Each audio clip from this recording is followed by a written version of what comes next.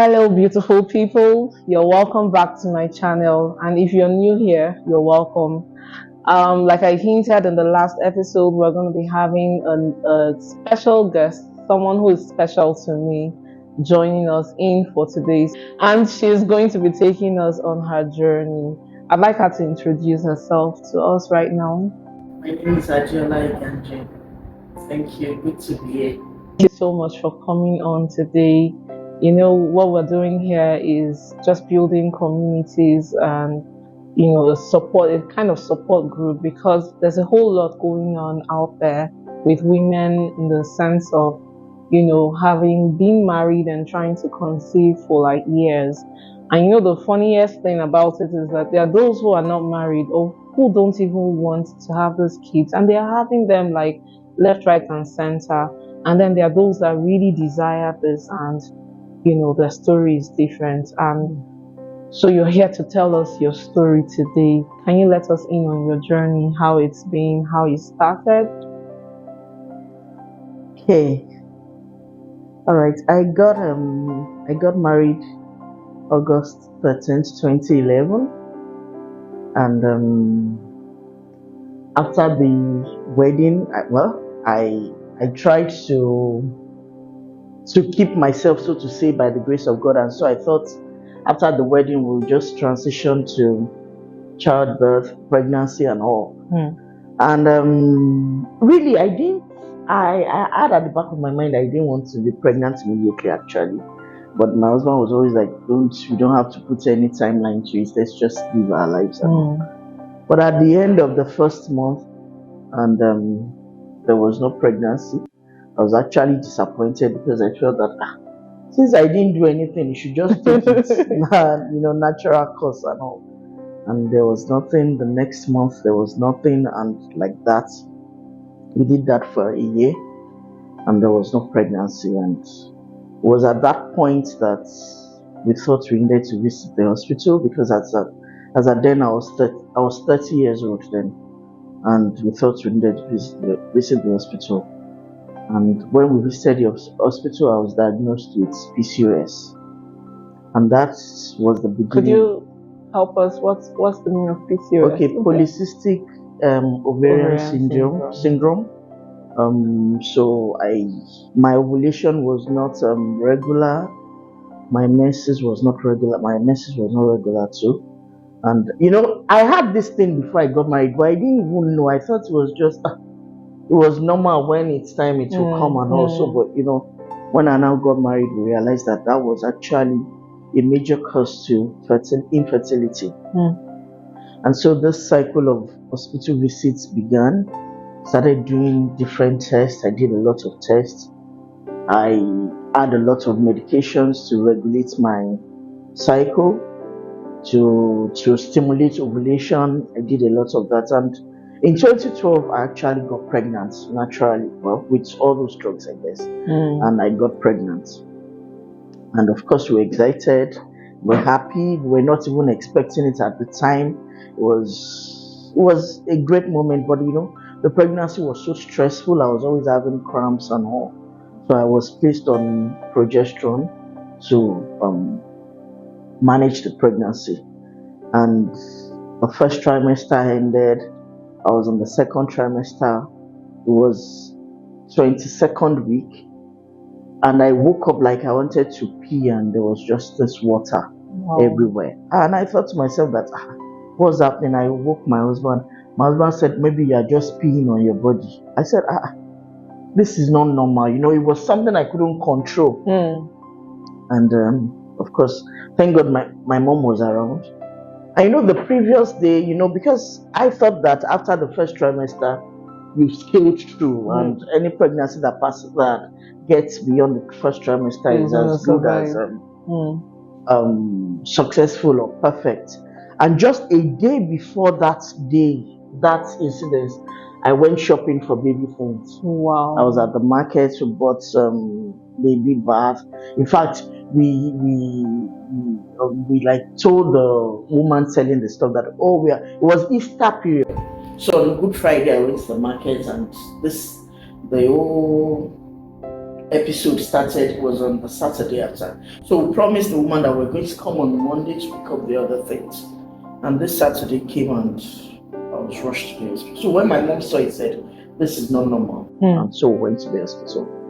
And when we got there, they said I had a ruptured cervix, and they were trying to manage the whole thing and all, but eventually they said they had to induce labor and I had to give birth to the baby, that it was too late. It was a sad moment. One thing I just remember that happened that day in the whole process, when I had family in the room with me, and there was a song.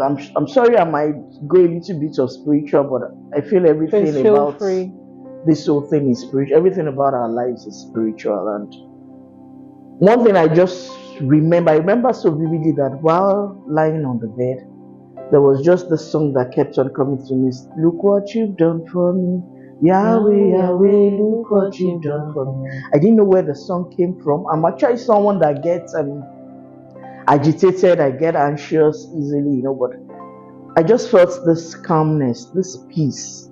And even when they induced me, I was going through the contraction and everything. Even people around me didn't know that I was actually contracting. And eventually, the baby came out. And when the delivery so to say was to happen, the doctor stepped out and told the nurse that when she's about to deliver, call me. And the nurse decided to go through the process herself. So which for me, I think that song that I was singing at that moment just came, it just dawned on me why I was singing the song. Because when the lady was trying to bring out the baby, she brought out the baby and she was looking at the baby in maybe shock or whatever.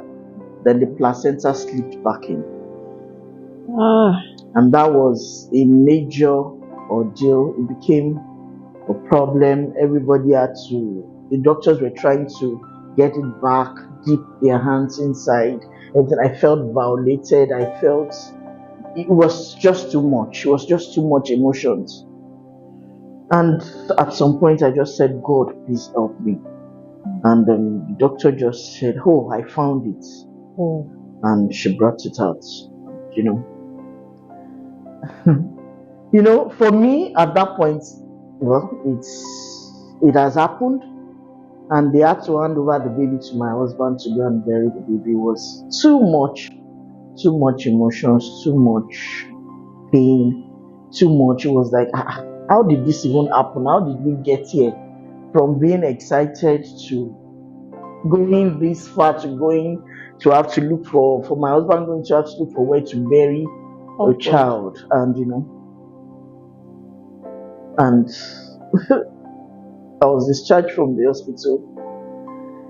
It was a process. We had some friends with us, and I remember a friend of my husband that was there with us, and this guy didn't say anything all through the process. He just stood there by my husband. And this is 2013, and we still talk about him, how his presence, how that support was to us at that time, just by standing with us, staying with us through it all. And we had to go back and start our lives all over. For someone that my pregnancy was already protruding, everybody knew in the office that, oh, this lady is pregnant, and I had to go back to the office without pregnancy and without baby. Well, it must have been tough. Yeah, it was.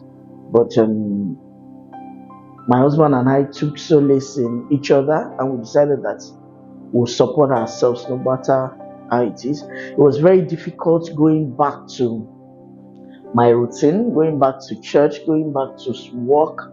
That shame, I felt this shame, and like you like not being enough. But eventually we moved ahead, and we started different tests. I remember I had to do HSG. When I did the HSG, it was a painful procedure, but I cried, not because of the pain, but just before, it was too intrusive. And I felt that where I did that test, they were using me for practical. They were using me to teach the students. And I remember when I came out of the room or the lab, I busted out crying. My husband was waiting for me. He just started crying. He didn't know. I'm sure a lot of people will be shocked when I tell them my husband was crying. It was so much of emotions, and everywhere was just. And that was the journey. That was the beginning of a long journey. Wow. I went through. I did IUI. I did IUI too. I did HSG like 3 times. So why were they taking you through the HSG frequently? Okay, so because they needed to check the tubes. Okay, before I got pregnant, that pregnancy, I actually did HSG, and they said one of my tubes was fine, but the other one was blocked. I didn't know what could have caused that. I was like, how? Then after we lost the baby, when I had to see another doctor, they will have to start their own examination all over. So that was right. And there was another IUI we did. And people are so insensitive when you are going through this. People say a lot of things. People give the wrong advice, the wrongest advice. People just feel that they want to talk, maybe they want to empathize with you.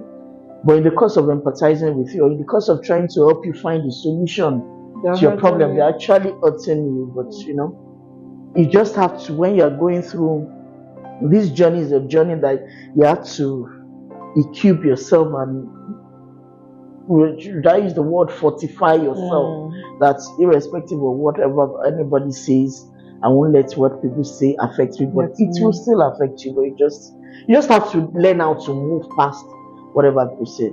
Okay, so in this process again, the doctor advised that since one of the tube was fine, that I should do IUI. That's intrauterine insemination. Okay, you know it. So I went through the IUI process, and when we were at the clinic, they had taken my sample, taken my husband's sample, and the guy that was to do